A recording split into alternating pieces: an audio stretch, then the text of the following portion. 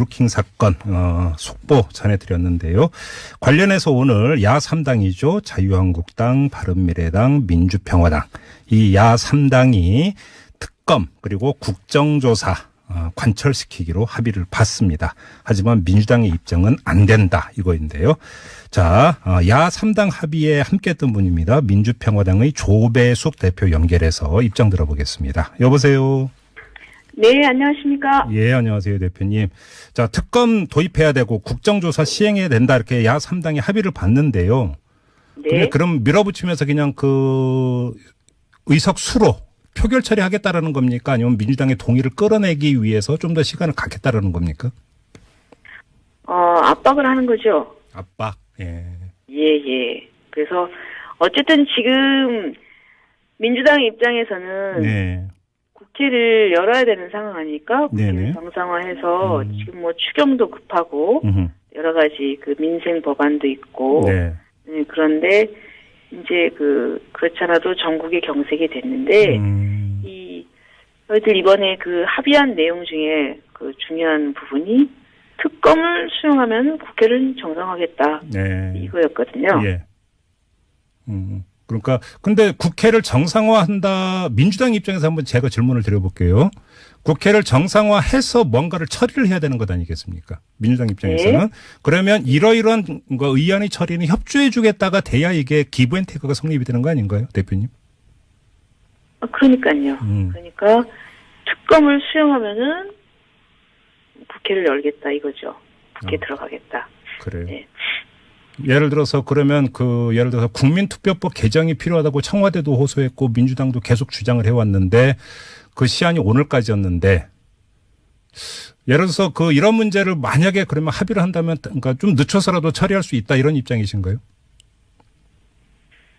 이제 일단은 국민투표법은 결국 오늘 안 됨으로써 네, 어려워졌죠. 9월 13일 그거는 좀 어려워졌고요. 네. 그거 이외에도 지금 해야 되는 것들이 좀 산적해 있습니다. 그러면 우선 처리해 줄 용의가 있는 의안이 어떤 겁니까? 야당 입장에서. 특히 이제 민생 법안이죠. 그래요. 네, 민생 법안은 저희들 아주 시급합니다. 특히 6월 달에 네. 이제 일몰이라고 하죠. 기한이 만료가 되는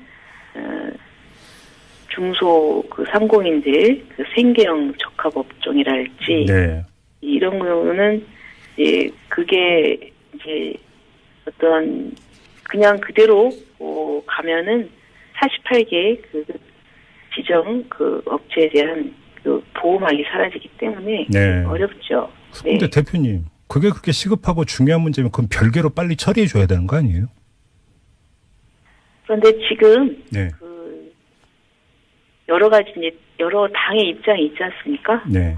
저희는 또 이제 자유한국당이 있고 네. 또 바른미래당이 있고 그래서 각 당마다 네.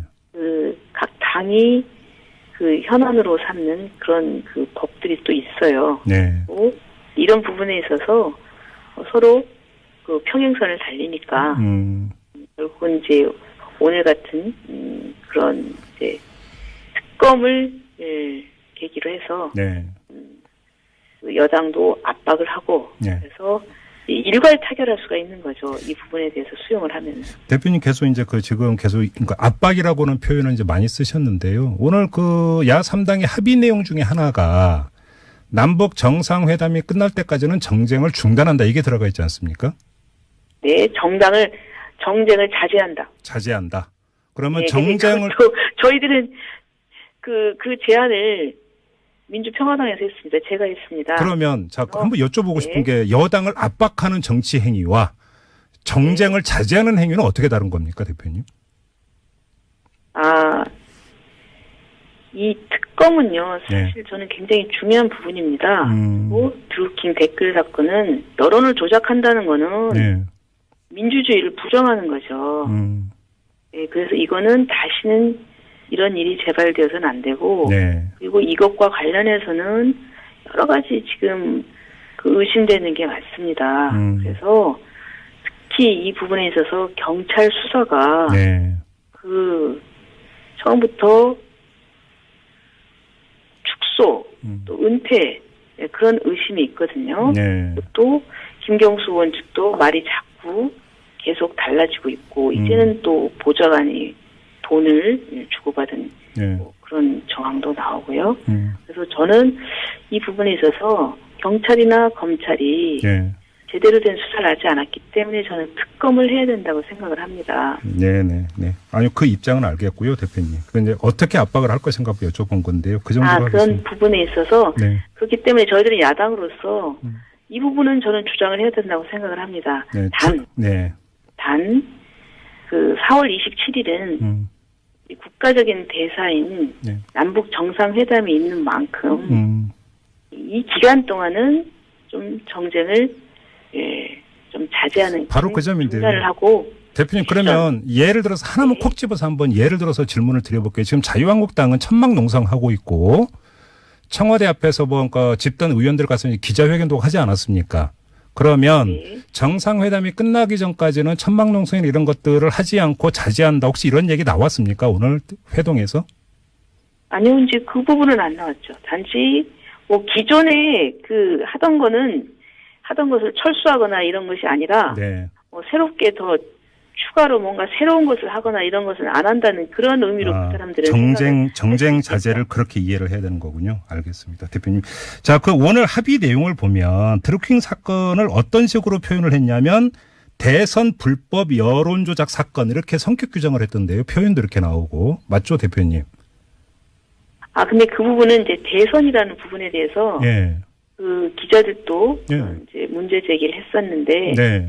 그 대선뿐만이 아니라 그 뒤에 지금 그 당시에 그 평창 동계올림픽 네네네. 그 아이스하키 팀 그런 부분도 어떻게 조작이 됐지 않습니까? 네네. 그러니까 그 대선 이후에 그 부분도 포함이 돼 있다고. 아니요. 대선 이후가 중요한 게 아니고요.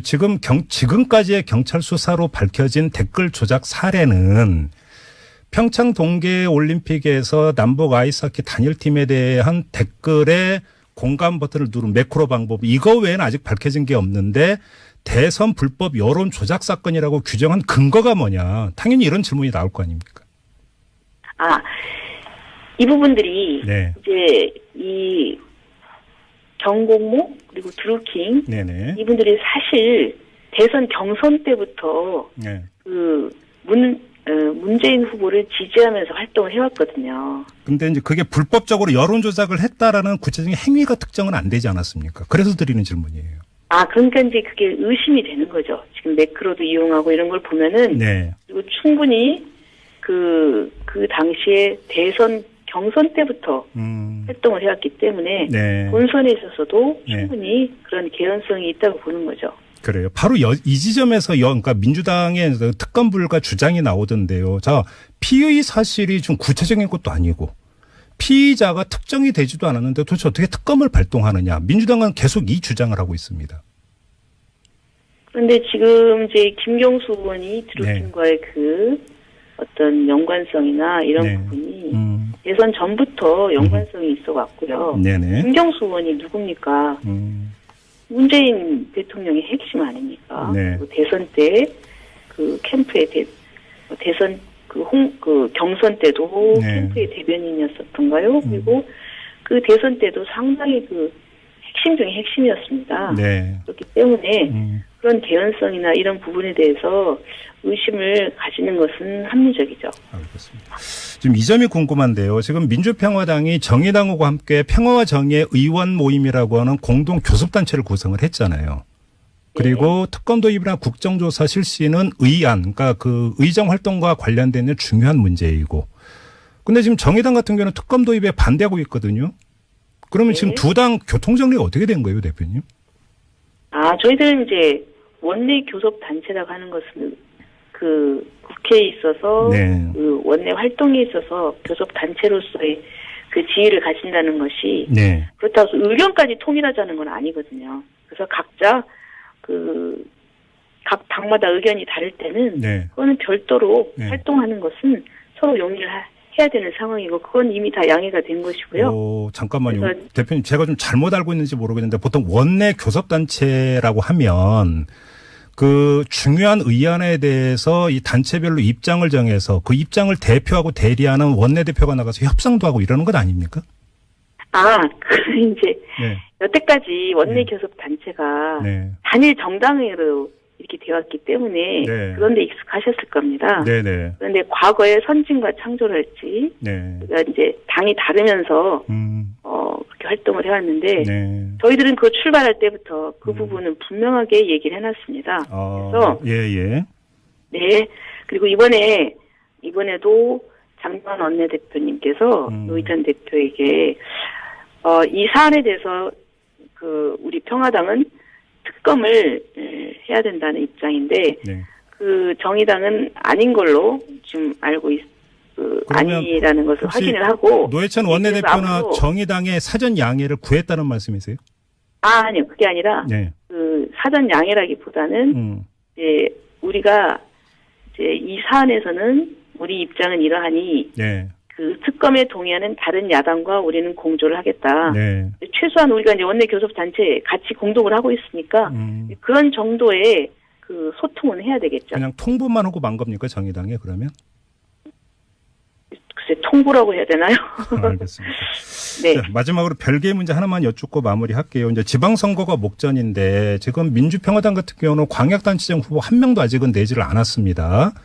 근데 관련해서 박지원 의원이 어떤 말씀을 하셨냐면 교섭단체 구성이 유지가 되는 담보만 된다면 전남지사에 출마할 수도 있다라는 발언을 했는데 지금 딱 20명 아닙니까? 그러니까 박지원 의원이 출마를 하면 한 명이 빠지니까 교섭단체 구성 요건이 무너지고 그러니까 박지원 의원의 이 말은 출마 못한다라는 뜻으로 해석을 하면 되는 거죠, 대표님? 그러니까 이제 정치라고 하는 것이 변화무쌍하니까 저희들이 지금 그 무소속으로 있는 두 분 의원이 있지 않습니까? 이용호 의원님과 송공주 의원님. 그래서 그분들이 또 합류를 하시게 되면 저희들이 그런 여유가 있으니까 그것도 그 고려해 볼 만한 그런 상황이 올 수도 있죠. 아니, 지방선거가 코앞이라 여쭤보는 겁니다. 아니, 그러니까요. 그럼 지방선거 전에 그 두 의원이 영입될 수도 있다고 보세요?